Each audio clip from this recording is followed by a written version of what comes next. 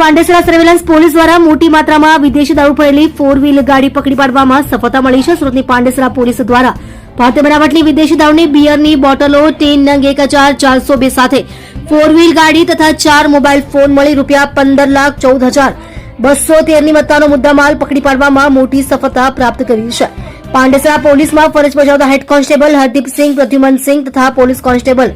હરીશભાઈ ચેસંગભાઈ તથા police constable વિપુલભાઈ રાજાભાઈ તથા police constable Parbatsinh Jayubha દ્વારા આ વિદેશી દારૂનો જથ્થો પકડી પાડ્યો હતો. પાંડેસરા ખાતે આવેલ બમરોલી ગામ ટેકરી ફળિયું કેતનભાઈ ઠાકોરભાઈ પટેલના ઘરમાંથી